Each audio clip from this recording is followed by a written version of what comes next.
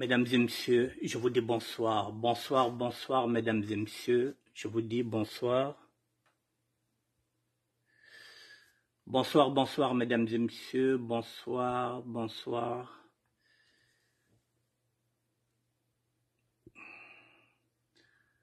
Bonsoir, bonsoir, bonsoir à tout le monde. Nous sommes aujourd'hui, mardi, le 20 juin 2023. Il est pratiquement 19h03. Nous allons parler des sons de missiles fixes, des clochards, des clodos, des va-nu-pieds, des pouilleux. Voilà, on va essayer de développer tout ça.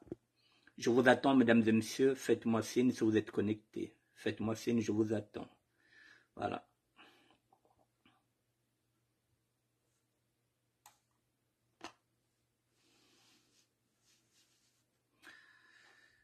Je vous attends, mesdames et messieurs. Nous allons faire une autre émission. Voilà, nous allons parler des SDF. Quelle est la différence entre un SDF et un clochard, un clodo, un pouilleux? Voilà, tout ça nous allons développer parce que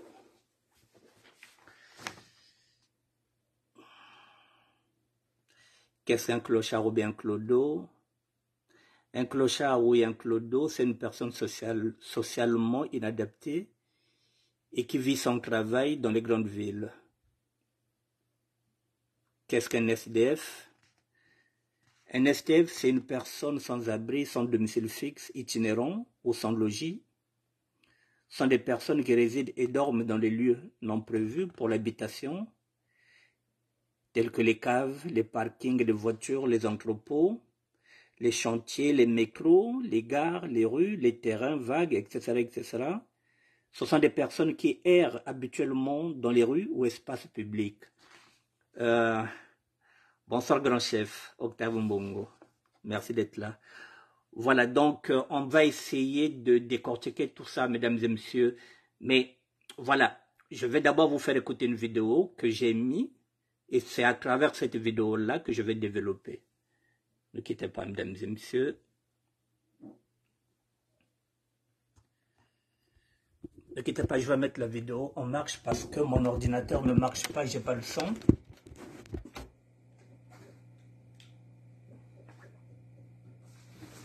J'ai pas le son avec mon ordinateur, donc je vais essayer d'utiliser ce téléphone-là.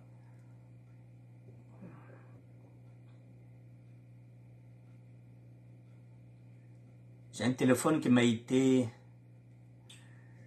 offert par un garçon sénégalais, Momar Ndiaye. Merci à lui.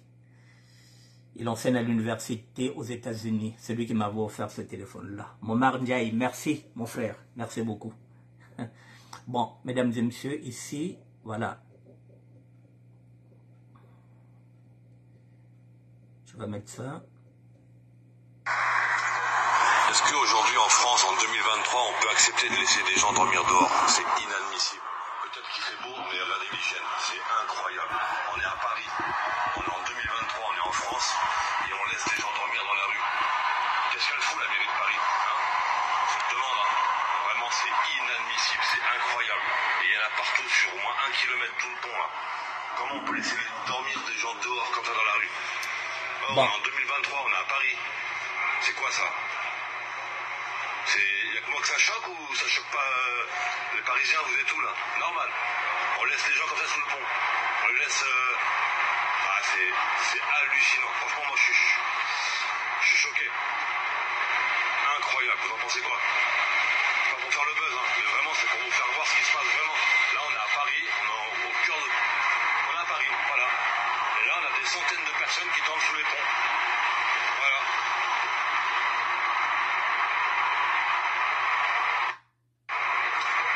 Est-ce qu'aujourd'hui en France, en 2023, on peut accepter de laisser des gens dormir dehors? C'est inadmissible. Peut-être qu'il fait beau, mais regardez l'hygiène, c'est incroyable. On est à Paris, on est en 2023, on est en France, et on laisse des gens dormir dans la rue. Qu'est-ce qu'elle fout la mairie de Paris, hein? On se demande, hein. Vraiment c'est inadmissible, c'est incroyable. Et il y en a partout sur au moins 1 kilomètre tout le pont là. Comment on peut laisser dormir des gens dehors comme ça dans la rue? Oh, on est en 2023, on est à Paris. C'est quoi ça? Il y a que moi que ça choque ou ça choque pas les Parisiens? Vous êtes où là? Normal. On laisse les gens comme ça sous le pont. On les laisse... Ah, c'est hallucinant. Franchement, moi je suis choqué. Incroyable. Vous en pensez quoi? Pas pour faire le buzz, hein, mais vraiment c'est pour vous faire voir ce qui se passe vraiment. Là on est à Paris, on est au cœur de... On est à Paris, voilà. Et là on a des centaines de personnes qui dorment sous les ponts. Voilà.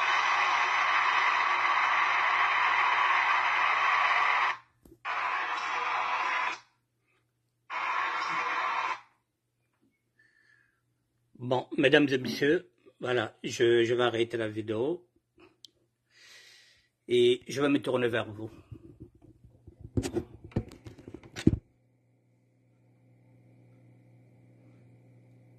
Excusez-moi, je vais éteindre ce téléphone. Voilà, je vous ai dit qu'il m'a été offert par Momar Ndiaye. Hein? Merci bien, merci à lui. Excusez-moi, je vais l'éteindre et puis comme ça, je pourrai être tranquille pour qu'il ne sonne pas.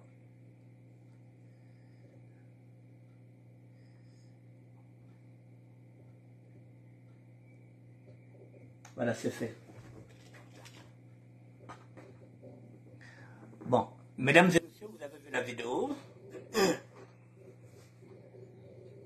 Ce n'est pas moi qui suis à l'origine de la vidéo. Ce n'est pas moi. Elle a été postée, comme d'hab, comme je vous dis, je regarde comme tout le monde, je regarde les infos. Je suis tombé sur cette vidéo-là. Et ça m'a rappelé aussi le temps où j'étais SDF. Maintenant, je me suis vu dedans. Et moi, comme je vous ai dit que je n'ai pas honte de mon passé, je l'assume. C'est la raison pour laquelle je me dis, il faut que j'en parle. Il faut qu'on fasse maintenant la différence. La différence, il faut déjà partir de la base, qu'est-ce qu'un clochard, mesdames et messieurs? Parce que dedans, et oui, il y a des clochards, mais il n'y a pas que des clochards. Et comment on arrive là? Comment on arrive là? Alors, mesdames et messieurs, je répète encore qu'est-ce qu'un clochard ou bien un clodo. C'est une personne sociablement inadaptée et qui vit son travail dans les grandes villes. Ça, c'est un clochard. Et quel est le synonyme du mot clochard? Le synonyme du mot clochard, on retrouve quoi? On retrouve un mendiant, on retrouve un miséreux, on retrouve un pouilleux. Un pouilleux, c'est celui qui a chaque fois des poux sur sa tête, sur ses vêtements. C'est un sans-abri, c'est aussi un sans-logis, c'est un SDF, c'est-à-dire sans domicile fixe, c'est un vagabond, c'est quelqu'un qui erre, c'est un va-nu-pied. Tout ça, c'est l'ensemble d'un clochard. Même si il y a d'autres qui se disent que non, moi je ne suis pas clochard, je suis SDF. Mais dedans, je vous donne encore un exemple concret. Lorsqu'on dit un voleur, c'est un escroc. Un escroc est un voleur. Et vous verrez qu'un escroc va dire que mais non, moi je ne suis pas voleur. Parce que être voleur, c'est péjoratif. Être escroc, c'est plus flatteur. C'est plus luxueux qu'un voleur. Voilà. Quand quelqu'un refuse de dire qu'il est clochard, il se dit non, je suis SDF. C'est parce qu'il ne veut pas assumer. Il n'y a pas la différence. Parce que lorsque vous dormez sous le pont, vous êtes un clochard. J'ai été un clochard, mesdames et messieurs, même si on dit, si je refuse d'être clochard, je vais dire que je suis SDF. Mais le SDF, celui qui n'a pas de domicile fixe, le clochard, il dort où? Sur le pont. Ils sont dans le même bateau, mesdames et messieurs. Maintenant, la différence, c'est que là, il y a des gens qui sont dans la rue, qui dorment là, qui ne sont ni clochards, ni vagabonds, ni errants. C'est tout simplement, on retrouve aussi des gens que je connais, parce que je sais de quoi je parle. J'ai vu des gens, des hommes, qui travaillent, qui gagnent à peine 800 €, et qui n'ont pas la possibilité, avec 800 €, de trouver une maison. Parce qu'aujourd'hui, si vous trouvez un studio à Paris, il faut compter charges comprises de 500 €. Celui qui travaille qui a 800 € devient un SDF, il dort avec le clochard parce qu'il ne peut pas payer un loyer. Si nous, dans le communautarisme, dans notre communauté, nous avons des chambres, où quelqu'un qui gagne 800 € peut trouver une chambre à 300, il lui restera 500 €. Celui-là peut se mettre à l'abri. Mais ceux qui n'ont pas les mêmes communautés comme les nôtres, ceux qui ne savent pas que dans un HLM, on peut faire louer une chambre. Celui-là, qu'est-ce qu'il fait? Eh bien, il appelle le 115. Et le 115 est saturé. Et comme il n'y a pas de place où y dormir, effectivement, on dort sur les ponts, mesdames et messieurs. Mais celui-là, il n'est pas clochard. C'est tout simplement son salaire ne répond pas aux normes qui peuvent le permettre d'accéder à un studio. Et pourtant, il est salarié. Et dans cette dignité, vous verrez qu'il y en a d'autres qui sont là, au lieu de dormir sur le pont, il dort dans sa voiture. C'est là où on dit, le SDF n'a pas de lieu, il peut dormir dans un parking, il peut dormir dans une cave. Le plus important, c'est de dormir parce que demain, il faudrait qu'il aille travailler. Et il y en a, le matin, qui passent d'abord par des douches publiques, parfois même privées, qui se lavent et qui vont au boulot, qui veulent garder la dignité, qui n'en parlent même pas au travail, qui sont dans la rue. Ils veulent garder la dignité. Et pourtant, ils travaillent. Mais ils n'en parlent pas. Ceux-là, vous les retrouvez aussi à l'intérieur. Il y en a aussi qu'on retrouve là-bas, mesdames et messieurs. Ce sont des hommes qui étaient propriétaires, qui avaient pris des crédits et qui n'arrivaient plus à payer les crédits parce qu'ils ont perdu du boulot. Et du jour au lendemain, ces hommes-là se sont retrouvés maintenant dans la rue parce qu'ils ont tout perdu. Ils ont perdu leur dignité, ils ont perdu leur travail, ils ont perdu leur maison qu'ils avaient pris par crédit. Ils sont axifiés de dettes maintenant. Ils se retrouvent avec le 115. C'est là où on parle de l'errance. Ou, lorsqu'on appelle le 115, parfois on n'a pas de place. On est obligé de chercher quelque part où dormir. Mesdames et messieurs, je connais cette rue-là, je connais la rue. J'y étais. Lorsque je vous parle du social, je sais de quoi je parle. Lorsque je dis, il faudrait que je serve à quelque chose. Lorsque vous avez faim et que quelqu'un vous tend la main, qui vous donne un repas. C'est ce que font les associations ici. Emmaüs, la Croix-Rouge, le Secours populaire et tant d'autres qui viennent vous apporter quelque chose de chaud lorsqu'on est en hiver. Quand on vous donne, vous êtes obligé aussi, à votre tour, de donner. C'est la raison pour laquelle je m'engage dans le combat social, mesdames et messieurs, parce que moi, on m'a donné à manger, on m'a donné un petit repas, on a fait en sorte que je puisse sortir de cette rue pour me mettre à l'abri où je suis maintenant dans ce château-là. Mais je suis passé par là. Lorsque je demande d'œuvrer pour être utile au Congo, c'est parce que je connais le social, c'est parce que je connais la faim, je connais ce que c'est avoir froid et ne pas avoir une couette. Et le matin, lorsque vous vous réveillez, parfois, vous ne savez pas où vous allez prendre une douche. Vous appelez les amis, du lundi au vendredi, vous savez que les gens travaillent. Heureusement que moi, j'avais aussi ces mots templars. Donc de temps en temps, je partais à Coulommiers pour aller au moins dormir pour vendredi, samedi, dimanche, me reposer, parce qu'avec ça, on a sommeil. C'est la raison pour laquelle les gens dorment dans les métros. Et lorsque vous dormez dans ces conditions-là, vous ne pouvez pas fermer les deux yeux parce que vous êtes dans l'insécurité, on peut vous poignarder. Les gens qui sont dans la rue ne sont pas des enfants de cœur, mesdames et messieurs. Surtout si ce sont des gens qui ont fumé, qui ont bu l'alcool. Si vous êtes une femme à l'intérieur, vous pouvez être violé. Même un homme aussi peut être violé si vous êtes vulnérable. Il y a une violence dans la rue, il y a une violence dedans. Ce sont des marginaux qui sont à l'intérieur, qui sont dans la rue. Si vous n'êtes pas guéri, vous ne pouvez pas vivre cette vie-là. Parce que vous devrez dormir d'un œil, pas de deux.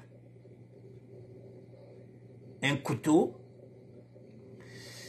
va vite sortir et on vous pointe comme on le dit dans le langage.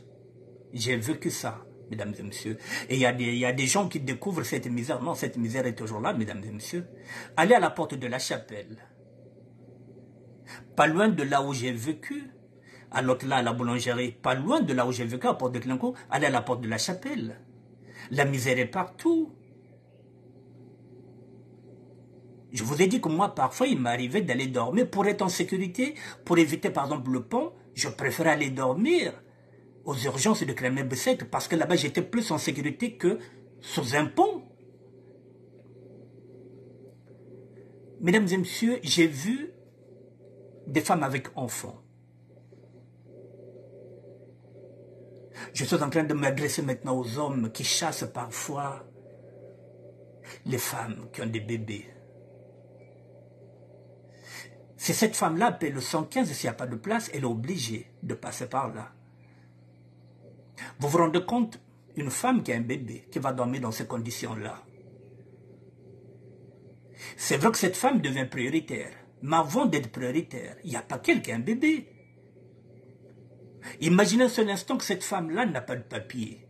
Elle a un bébé, elle n'est plus prioritaire. À côté, il y a une Française qui est là, qui a aussi un bébé, mais elle est française. Et à côté, il y a une Congolaise qui est là, qui a un bébé, mais qui n'a pas de papier, qui n'a pas de sécu. La priorité revient à la personne qui a des papiers. Donc, vous vous rendez compte, vous chassez une femme qui a un bébé, qui se retrouve là. Non seulement cette femme est vulnérable, elle risque d'être violée, ce qui n'est pas une bonne chose. Donc, vous devrez réfléchir à 2 fois lorsque vous mettez une femme dehors, surtout si elle a un bébé.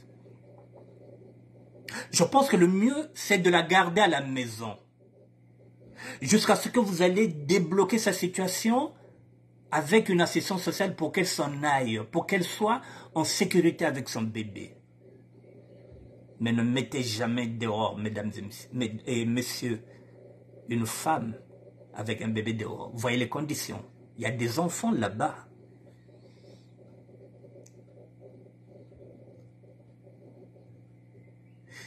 Mesdames, lorsque vous mettez les hommes dehors, et parfois vous mettez des hommes dehors dans leur propre maison que vous n'avez même pas mis 1 euro. Parfois l'homme avait trouvé cette maison-là avant même que vous ne veniez en France.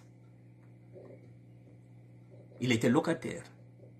Vous êtes rentré dans sa vie, il vous prend en mariage, vous portez son nom, bien commun. Il vous fait rentrer maintenant dans le bail. Et quelques années plus tard, vous le dégagez. Alors, vous pouvez lui laisser la possibilité de chercher un studio et de partir à l'amiable. Non, vous le mettez à la porte, il va se retrouver là, sur les ponts.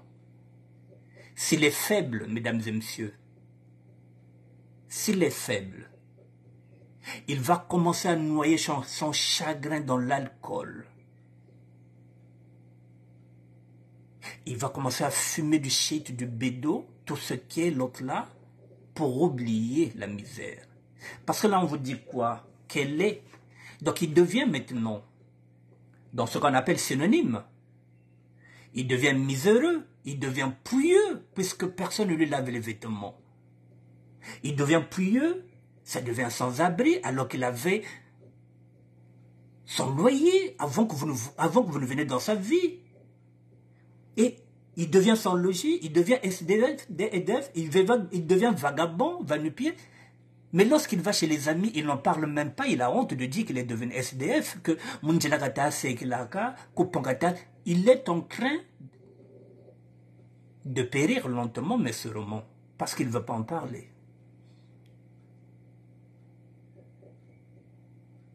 Mesdames, réfléchissez aussi. Comme j'ai dit aux hommes, de réfléchir à 2 fois lorsque vous mettez, pas seulement une femme, mais surtout une femme qui a un bébé. Ou si vous chassez madame, Si vous avez des enfants, mettez madame dehors, gardez vos enfants dans le confort. Sinon, les enfants peuvent se retrouver dans ces endroits-là. Il y a des enfants là-bas.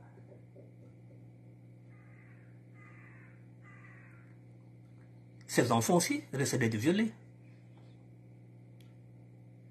Vous tombez sur un marginal depuis 15 ans qui n'a jamais connu une femme, qui n'a pas l'argent pour aller même se taper une pute. Et votre femme dort, vous avez peut-être 2 filles là-bas de 8 ans, de 10 ans, mais le marginal va abuser. Il va abuser de vos 2 filles. Et la plupart de ces marginaux, ils sont en groupe, ils sont 5, 6, ils boivent ensemble, ils fument ensemble. Imaginez un seul instant que ce sont des Français. Vous croyez qu'ils feront quoi comme marginaux? On va les mettre en prison. Pour combien? Peut-être pour 6 mois. Parce qu'on se dirait qu'ils étaient dans un état d'ébriété. Ils auront des circonstances atténuantes. Pendant ce temps, on a violé votre femme, on a violé vos 2 enfants, parce que vous les avez mis dehors.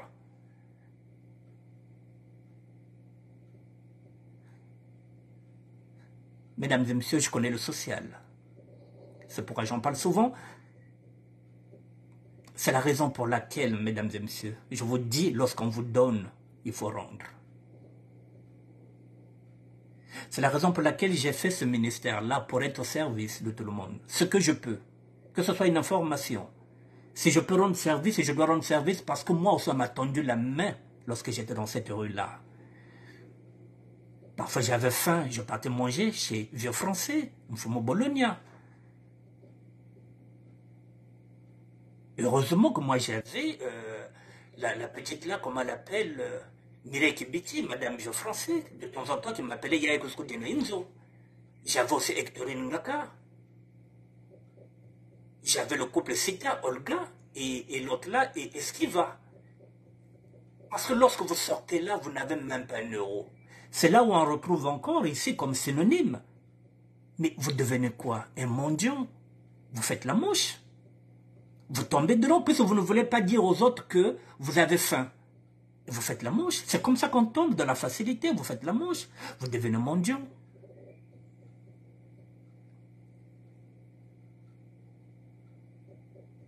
Je vous ai dit que la frontière est mince entre l'échec et la réussite. Il suffit de rien.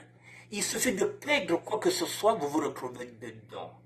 Mais maintenant, quel est le but de cette vidéo, mesdames et messieurs? C'est de vous dire que tout le monde peut devenir un jour SDF, clochard, tout ce que vous voulez, tous les, voilà, mendiants, miséreux, pouilleux, sans abri, sans logis, SDF, vagabonds, va-nu-pieds. Mais le plus important, mesdames et messieurs, c'est de se relever. Le plus important, c'est de se relever. Et ce n'est pas évident de se relever lorsqu'on se retrouve là. Surtout si vous n'avez personne qui vous tend la main, il est difficile de se relever. Très, très, très difficile.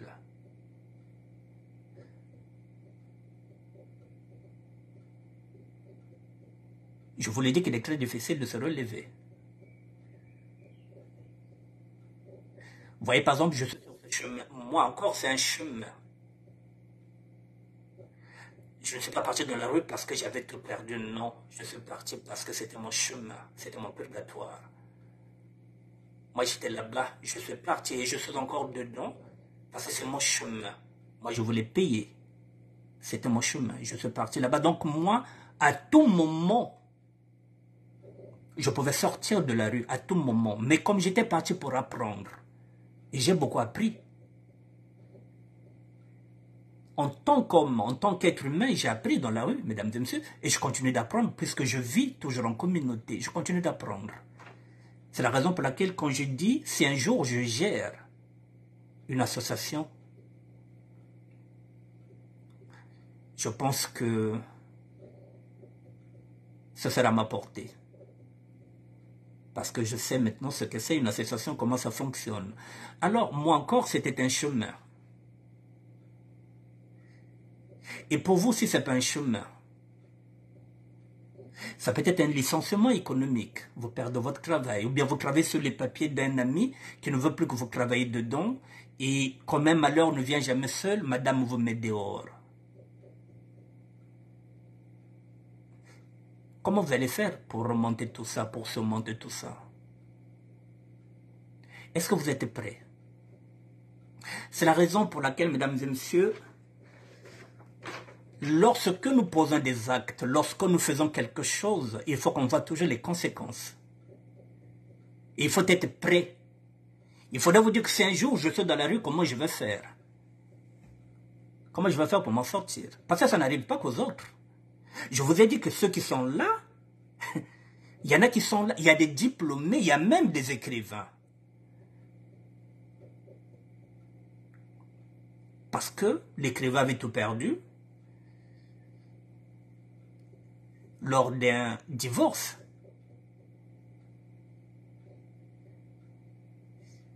Et lorsque vous le retrouvez à l'intérieur, vous vous dites, mais il y a beaucoup de profils chez les SDF, chez les clochards, mesdames et messieurs. J'en fais partie. Mes filles sont venues me chercher. Papa vient, j'ai dit non.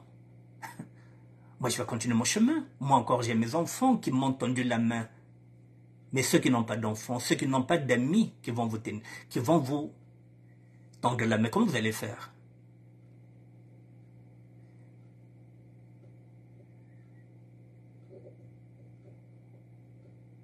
Il faut vous poser ces questions, mesdames et messieurs. Je vous ai mis ça pour que vous compreniez que la frontière est mince entre la vie et la mort. La frontière est mince entre l'amour et la haine.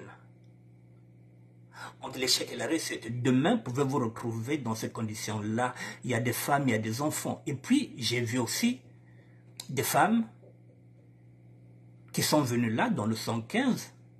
Ce n'est pas parce qu'elles étaient dehors, mais parce qu'elles avaient un petit studio, qu'elles se sont dit qu'elles vont jouer le jeu pour être dans le 115, pour obtenir quelque chose de plus grand. Mais ça c'est tricher avec Dieu. Vous, au moins, vous avez un petit studio. Mesdames et messieurs, je vous ai souvent parlé du peu. Parce que je vous dis, j'ai vu des femmes, oui, qui sont venues là-bas, qui ont donné l'impression qu'ils avaient un problème de logement, qu'ils étaient SDF. Non. C'était une façon de rentrer dedans pour essayer d'avoir quelque chose de grand. Mais c'est un mensonge que Dieu regarde. Je vous parlais du peu. Parfois, vous avez un studio, vous vous dites que, oh, même moi, studio, c'est ici. N'a-ba la bole. Mais moi, studio, n'a pas. Parfois, ben que zonza ti ah munu muka kana moi 32 mètres carrés wa na ban zole. Muka kwa nanjili ya 115 ya muka nisal semblant que muka nangan poko ba pesa ngeo muka na studio ya 32 mètres carrés na ban zole. Mais quand il n'y a même pas na studio kana ngan na ban. Toi tu te plains du peu que tu as alors que l'autre n'a même pas ce peu là. Bino bolobaka parfois ah ngai vraiment kotenga nazali nazana 32 mètres carrés donc nana bana mi balé espace ezati il faut na que na 115 na sala semblant que naza bobola na loka pale yo kutozana 32 mètres carrés ozana bana no na kati ya ndako mais bato wana bazolala na pont wana bazana ngoti bazana kikukuti mais yo zana pour ça okende kuna yo doit place wana donc toi tu veux être prioritaire, c'est-à-dire que la cupidité, on ne se contente jamais du peu qu'on a. Mesdames et messieurs, je vous ai dit de la rue, je suis maintenant ici, je vous ai dit, au moins j'ai un lit. Moi, au moins j'ai un lit, j'ai un repas, j'ai un petit déjeuner. Ces gens-là n'en ont pas dès qu'ils sortent là le matin. Ils sont obligés de faire la manche. Donc quand vous avez un peu, contentez-vous du peu. Essayez de fructifier le peu. C'est ce qui est écrit dans la Bible. À chaque jour se fait sa peine. Vous, moi, vous avez un peu. Mesdames et messieurs, il y a des gens qui gagnent 600 € ici. Qui se disent comme quand 600 €, chez là. Mais il y en a qui n'en ont même pas. Essaie de t'en sortir avec 600. Sac à boire ça. Yo mungena uzwa 600 € na pesanga mwa prestation sociale ngeke na 600 yo mwa uzana 600 ba pesa kayo ba benga ngoni no uzana prestation sociale uzana RSA ba pesa mais bato musu bazana ngote biso tozana mikanda ke dodo akeloko to le la raté to piolo la raté to bele la raté Nous, on n'en a pas. Betke na yaouvé, betke zonza qui me ve, betke demander que ve, betke vingla que, jori na kako zuvandi ya munu, nzame mande que pesa. Beto baka tu dilaka, quand tu saka quand vient mon tour et quand tu es natima, parce que vous enviez parfois quelqu'un qui est bien habillé, vous ne savez pas que le soir il dort sur le pont, mais il ne veut pas vous dire que, mais il va aller demain au travail. Oui, Jordi Biomusique, oh ça c'est rien mon petit. Tout simplement pour dire que nos chemins ne sont pas les mêmes. Parce que je vous dis que dans ce pont-là, il y a des écrivains, il y a des juristes, il y a des gens qui sont intelligents là-bas, il y a tout le monde à l'intérieur. N'enviez jamais les autres. Et contentez-vous de ce que vous avez.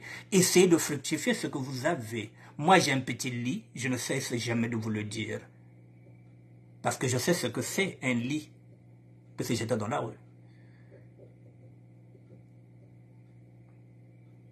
Il y a des femmes en ce net moment qui sont dans les maisons des gens. Dans l'attente que ces hommes-là puissent les aider à avoir des cartes de séjour. Pour l'instant, ils sont gentils. Je dis bien pour l'instant. Et demain, lorsqu'elles auront les papiers, elles vont mettre dehors. On va retrouver ces mêmes personnes-là sur les ponts qui vont errer là. Et pareil, il y a des hommes qui sont là. Parce que les femmes sont parties les chercher en Afrique pour les ramener ici. Cette femme-là est en train de se battre pour te donner les papiers. Et demain, celle que tu feras de misère, celle que tu vas chercher à ravir sa maison, parce que vous êtes mariés, tu vas la mettre dehors. C'est celle-là qui a fait que tu viennes ici en France. Faites attention. Et je vais maintenant m'adresser aux parents qui ont l'habitude de chasser les enfants. Je vous le dis que la rue ne fait pas de cadeaux. La rue ne fait pas de cadeaux. Ce sont des marginaux qui sont là la plupart du temps. À 70%, ce sont des repris de justice. Je suis dans une structure où personne ne sait ce que j'ai fait. Personne ne connaît mon passé. Je ne connais pas aussi celui qui dort avec moi s'il était criminel, s'il était pédophile. Les seuls qui connaissent nos dossiers ici, ce sont ceux qui gèrent le centre. La rue, il y a des violeurs, il y a des prédateurs, il y a des criminels.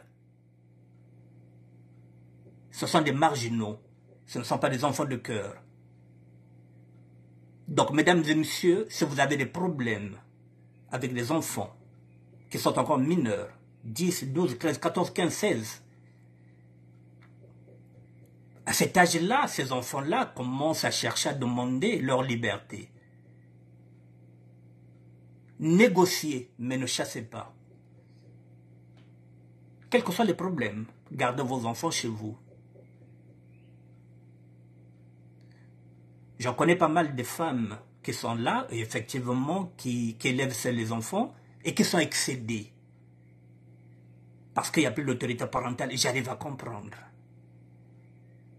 Mais faites attention, mesdames, lorsque vous mettez vos enfants dehors, et que vos enfants se retrouvent, par exemple, dans ces endroits-là,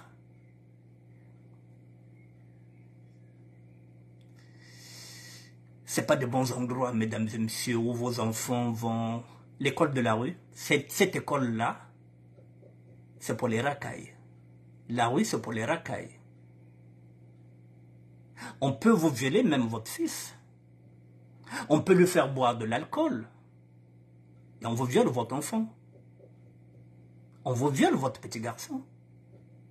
Donc, si vous avez des problèmes, il y a des enfants qui sont difficiles, essayez de chercher des... Comment on appelle ça? Essayez de chercher, par exemple, des lieux spécialisés pour ces enfants en difficulté, ou bien qui vous posent des problèmes, mais ne mettez pas dans la rue. Kalukuma kandi bal, beni bingesa baban ve, bobenga nakana banati, bomoni le banda. Motako kote la yo na se avunga wayebite. Awucho komela mpringi na ye akote no mwana mobali ya. Ben metal kote la la kuno no. Mwana ngia bakal ke na kolala kuno pasano no bokil 115 place ke leve baka tula na ponkuna. Baka kotilia na kati avunga bamela nge mwana bakala. Mwana wana kuwa bakala utaka chibuntu unta bonane ntunta yale enda kumbashi. Kukumanje. Sakabossa, c'est un salon, c'est un salon. Mon moins, il est chez toi. Et surtout pour les filles, mesdames. Imaginez que j'ai vu des jeunes filles de 19 ans pendant 4 jours qui ne se lavent pas. Vous voyez la clochardisation d'une femme. Déjà, nous, en tant qu'hommes, lorsqu'on fait 5 jours sans se laver, là-bas, on pue. C'est pourquoi on vous parle de pouilleux. Et à côté, lorsque vous dormez avec les autres, vous avez des poux, vous avez des morpions. J'ai vu des filles de 19 ans, pendant 5 jours, qui n'ont pas pris la douche. Et quand vous lui demandez qu'est-ce qu'elle fait, elle me dit, mais ma mère m'a mis dehors. Et vous voyez comment elle devient vulnérable, mesdames et messieurs, cette jeune fille de 19 ans. Si elle tombe sur un garçon qui a 25 ou bien 28 ans qui vend du shit, qui vend de l'herbe, ou bien qui vend de l'héroïne, qui commence à gagner un peu d'argent, mais il récupère votre fille.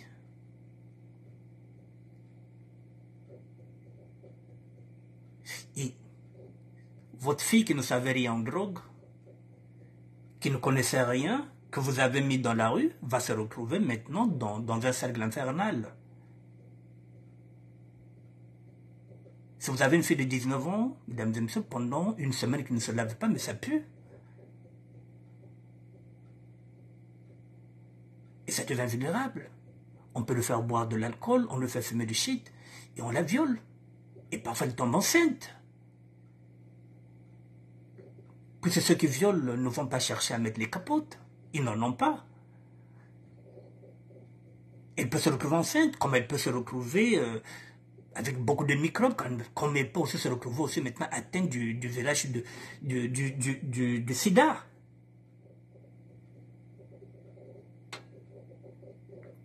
Donc faites attention. Lorsque vous prenez des décisions radicales par rapport à vos enfants, la rue est là. C'est pourquoi je voulais faire cette émission-là pour vous dire, ben voilà. Je connais ce sentiment-là. C'est pas quelque chose qu'on m'a dit, j'ai vécu ça. Je connais la rue.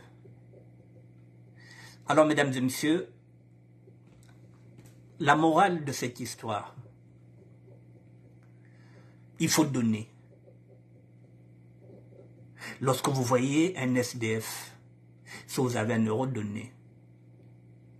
Même s'il va aller boire l'alcool avec, si ça peut lui permettre d'aller dormir, parce que sur le pont, il a envie de dormir. Donnez-lui 1 euro. Si vous en avez. Si c'est dans votre quartier, et que vous pouvez faire des sandwichs pour aller voir, puis s'il y a des enfants là-bas, si vous avez des sandwichs à les donner aux enfants, n'hésitez pas, mesdames et messieurs. Dieu vous le rendra parce que quand on dit être chrétien, c'est être au service des autres, mesdames et messieurs. Servir les autres, c'est de leur donner aussi un repas. L'abbé Pierre, lorsqu'il a lancé un appel pour donner un toit à tout le monde, il avait fait sans rien attendre en retour. Coluche, lorsqu'il lance l'appel pour un repas pour tout le monde, il avait fait sans attendre quoi que ce soit. Mesdames et messieurs, le social, je n'attends rien. Je n'attends rien en retour, puisque moi j'ai déjà eu. Je n'attends rien en retour. Lorsque je tends la main, lorsque je dis j'ai envie d'aller travailler dans le pool,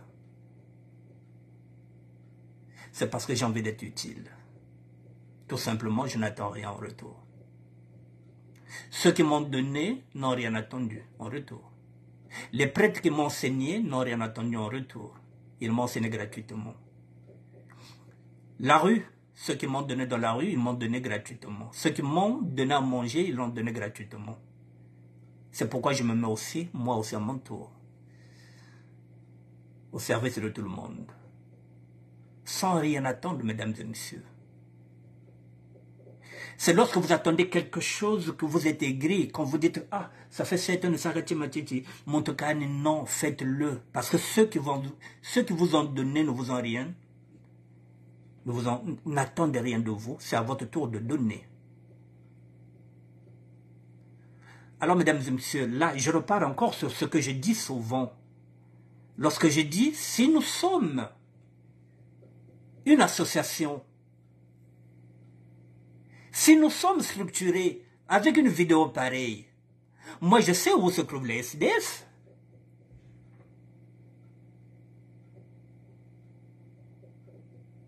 Je sais où on va les trouver. On peut ramener des sandwichs. Il y a des enfants là-bas. On peut soulager même ici.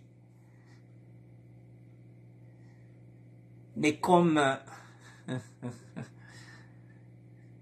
ça n'arrive qu'aux autres, on se dit, bon, mais voilà, mesdames, il y a des enfants qui sont là-bas, sur ce pont-là.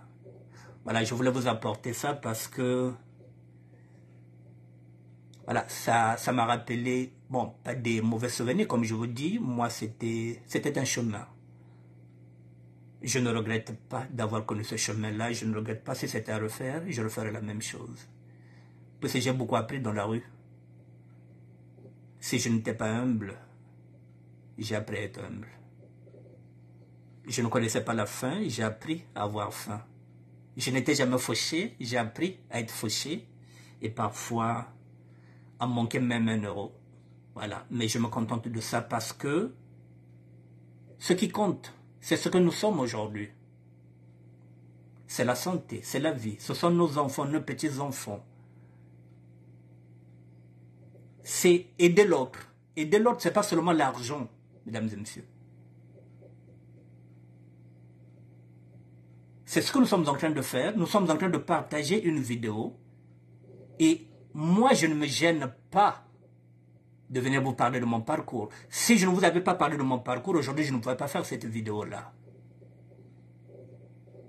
N'ayez pas honte de ce que vous êtes. Assumez. Parce que ceux qui ont honte de vous dire que je dors dehors, peut-être que si vous le dites à quelqu'un, l'autre peut vous tendre la main. Mais si vous ne dites rien, comment voulez-vous que l'autre vous vienne en aide si vous ne dites rien? Mesdames et messieurs, c'est parce que je n'aime pas effectivement parler des autres. Mais dans le milieu congolais, ils sont nombreux qui appellent le 115, mais qui se cachent, qui ne veulent pas qu'on sache qu'ils sont dans le 115, ils ont honte de ce qu'ils sont devenus.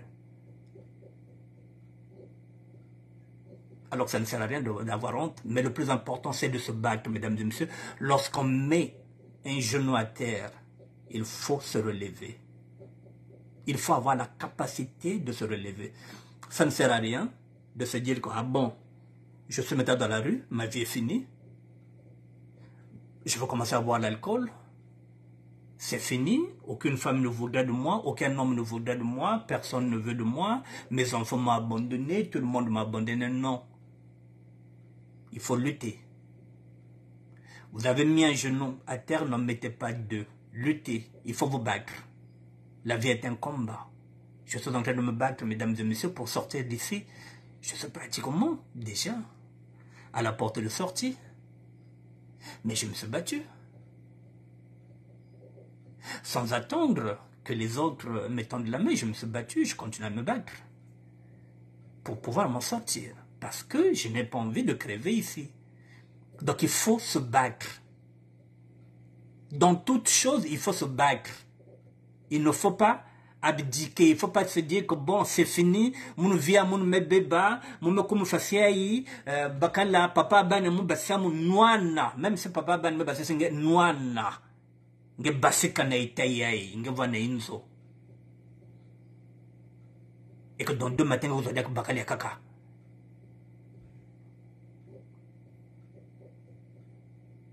On a vu une vidéo ici où quelqu'un était en train de dire qu'il était venu voir, il a trouvé sa femme avec un autre homme, il est pratiquement devenu quelqu'un qui délire. Ce sont les coups de la vie. Il faut se surpasser, mesdames et messieurs. Voilà, mesdames et messieurs, je voulais faire ce sujet-là pour vous dire que ça n'arrive pas qu'aux autres. Il n'y a pas que les clochards qui sont là-bas. Il y a aussi des salariés, mais qui n'ont pas un salaire conséquent qui peut leur permettre d'avoir un studio. Aujourd'hui, vous savez très bien que si vous voulez un studio, si le studio coûte 500 €, il faut gagner 3 fois. Donc, il faut gagner 1500 pour accéder à un studio de 500 €. Il faut gagner 3 fois le prix du loyer. Si le studio coûte 500, donc il faut que dans votre salaire que vous gagnez 1500. Si vous gagnez 800 €.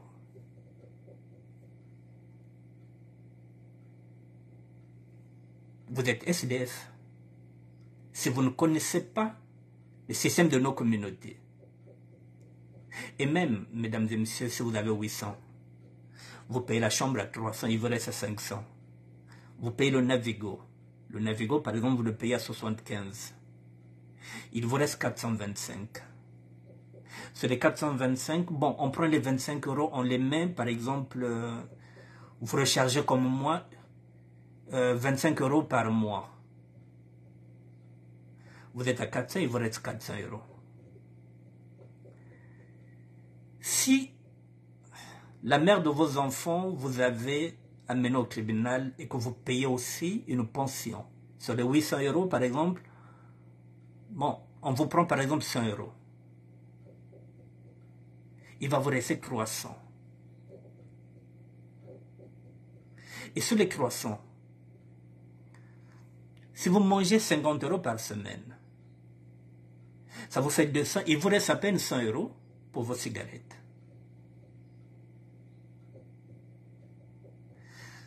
Alors, qu'est-ce qui est mieux? Il faut chercher une partenaire. Ou un partenaire aussi qui est peut-être dans le même cas que vous, qui a aussi 800. Vous avez 800, la partenaire a peut-être 1000 €. Donc, à vous deux, ça vous fait 1800, vous devenez une force, vous pouvez vivre.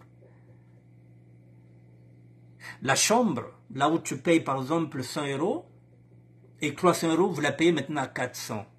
Donc il vous reste 1400, vous êtes un couple. Vous commencez là, vous vous serrez la ceinture jusqu'à ce que même pendant 1 an, 2 ans, vous allez faire des économies pour vous partir ensemble. Donc il faut être 2 maintenant. Et encore, il faut trouver la conjointe ou le conjoint avec lequel on peut s'entendre pour repartir à 0. Sinon, mais lorsqu'on est seul, bon, on essaie de faire ce qu'on peut. Voilà, mais battez-vous, mesdames et messieurs. Mais n'enviez pas les autres. Parce que vous ne savez pas les autres ce qu'ils font. Mais il y a des gens qui pensent même que... Oui, mais Belela ne sont pas depuis Tama. Mais pas que SDF. Parce qu'il y a 800 €. Ils ont vu mon parce qu'elle a tiré costume. Mais le costume, moi, je déjà tant oublié. Azosala moi salaire bien zomonana. Mais tu en vis parfois quelqu'un qui dort dans des conditions minables mais qui ne te dit rien.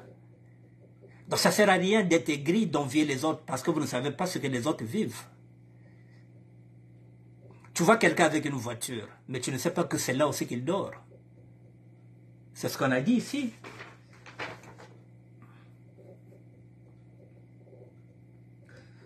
Voilà, qu'est-ce qu'un SDF? Je vous le redis encore. C'est une personne sans abri, sans domicile, fixe, itinérant. C'est celui qui se déplace, peut-être avec sa voiture. Voilà, ce sont des personnes qui résident et qui dorment dans les lieux non prévus pour l'habitation. Donc ça peut être dans une cave, ça peut être dans un parking. Il met sa voiture là-bas, il prend sa couette il met son chauffage, il dort dans sa voiture, dans un parking. Ça se fait. Il y en a qui dorment dans les voitures, dans les entrepôts, dans les chantiers. Il y en a qui dorment dans les métros. Il y en a qui dorment même dans les gares, qui font semblant qu'il va voyager. Enfin, quand il ne voyage pas, il dit qu'il attend le premier train. Il n'attend pas le premier train, il va dormir là. Mais il va changer, puis ce sont des itinérants. Donc il va changer de gare en gare pour qu'on ne puisse pas aussi le repérer. Donc aujourd'hui il va dormir à la gare du Nord, demain il sera à la gare Montparnasse, au moins il se sent en sécurité. Et après il va essayer de voir s'il n'y a pas quelque part des douches publiques pour qu'il se lave avant d'aller au boulot. Mais il va mettre son costume. Donc parfois ça ne sert à rien d'envier les autres. Vous ne savez pas ce qu'ils vivent. Voilà, donc ce sont des gens qui errent habituellement dans les rues ou espaces publics. Vous les voyez parfois aller se reposer dans les jardins publics parce qu'ils veulent se reposer un peu. Ils regardent s'il n'y a personne, ils s'allongent sur le banc public parce qu'il a sommeil. Moi encore, j'avais cette chance-là, mesdames et messieurs, qu'il y avait mon petit qui me soulageait de temps en temps, un week-end, vendredi, samedi, dimanche, c'est mon temps-là, je partais à Coulommiers. J'ai ce matin plat. Moi, j'avais des gens qui me donnaient à manger. Hectorine Ngaka. Parfaite. J'ai eu du monde autour de moi. La mère de mes enfants aussi, mesdames et messieurs, m'a beaucoup aidé. Voilà. Elle m'avait même proposé, je vous le dis et je le répète encore, elle m'avait proposé de me trouver un studio. Puisqu'elle sait que je n'ai pas de papier, elle m'a proposé de me payer un studio. Et de me débloquer l'argent des enfants. Puis à l'époque où je suis parti sur ce chemin-là, mes jumelles avaient 16 ans. Donc il y avait un compte bloqué, où la mère de mes enfants m'a dit, bon, je te donne le compte des enfants, je sais que je n'ai pas un père responsable, donc tu as 2 ans pour rembourser cet argent-là. Et moi, j'étais dans l'incertitude, je lui ai dit, mais je ne sais pas à quel moment je vais remonter ma pente financière. Donc, voilà, j'ai pas envie de m'emmerder. Donc, de matin que tu me dises, je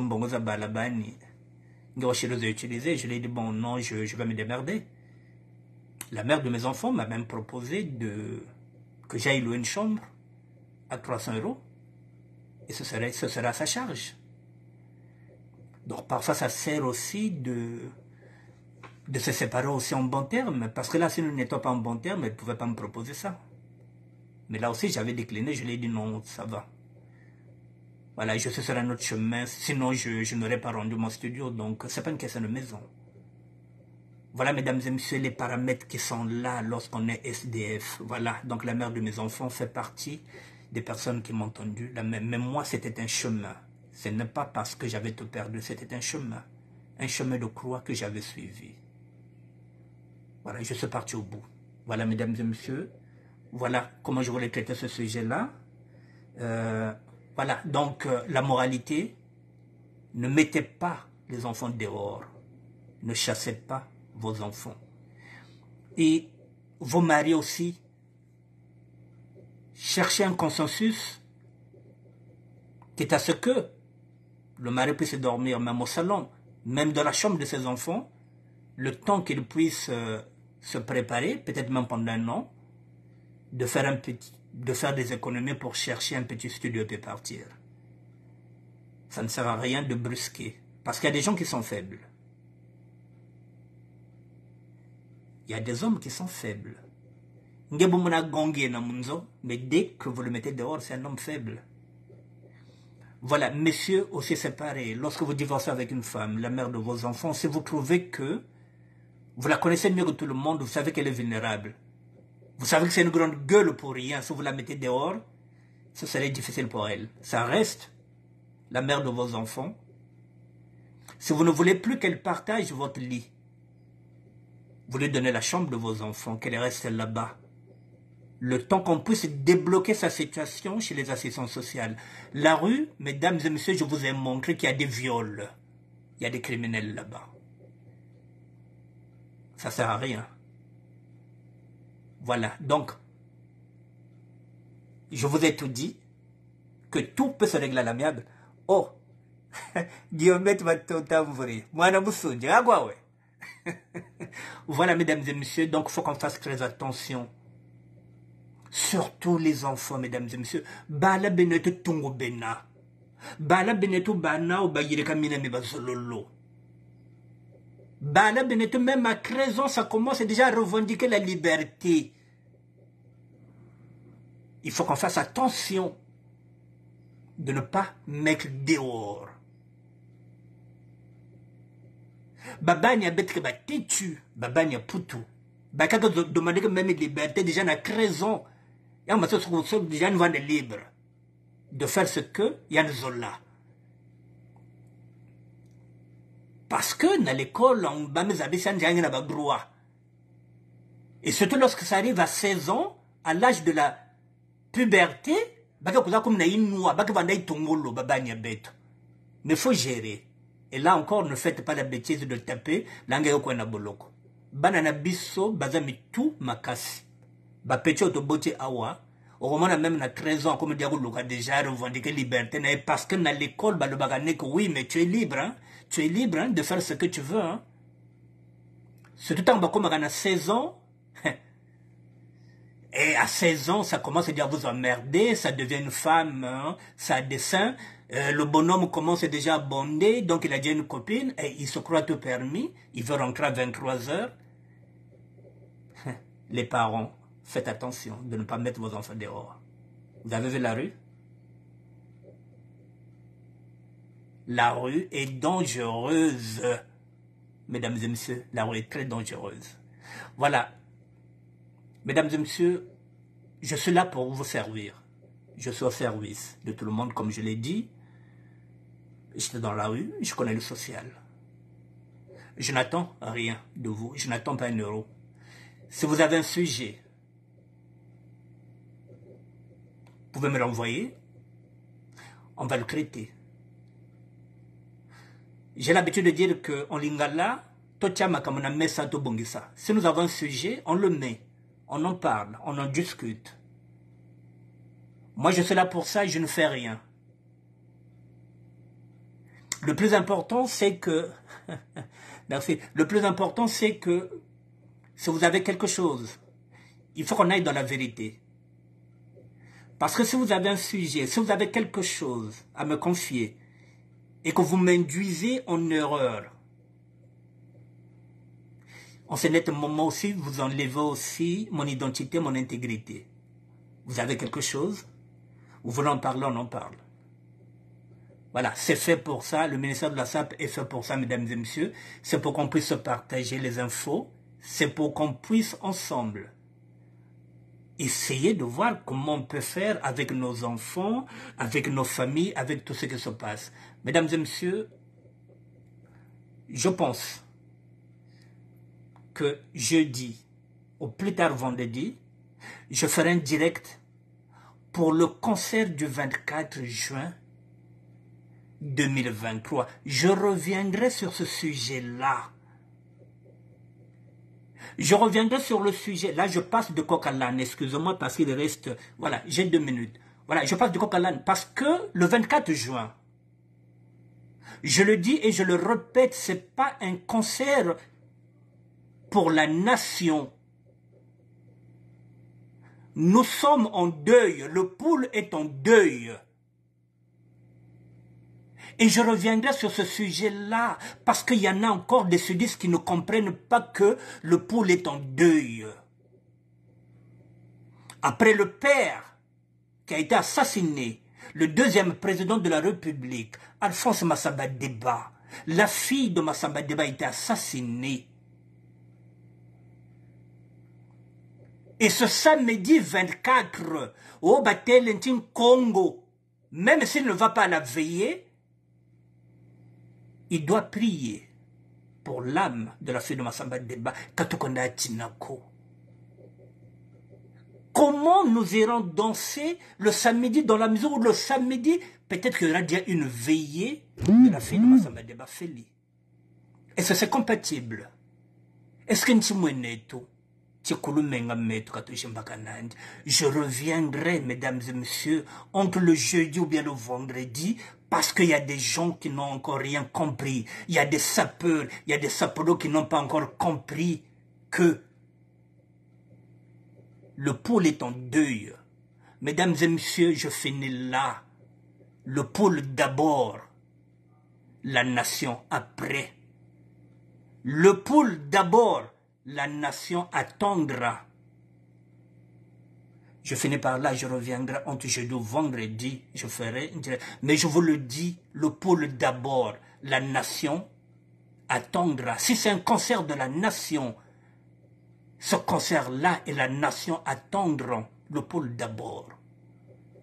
Je vous dis, bonne soirée mesdames et messieurs, je reviendrai jeudi ou bien vendredi sur ce sujet-là du 24 juin 2023. Le concert qui se fera à Massamba Débat, je viendrai. J'en parlerai. Je vous dis bonsoir, mesdames et messieurs. Merci, Guillaume Bateau d'envoyer. Merci beaucoup.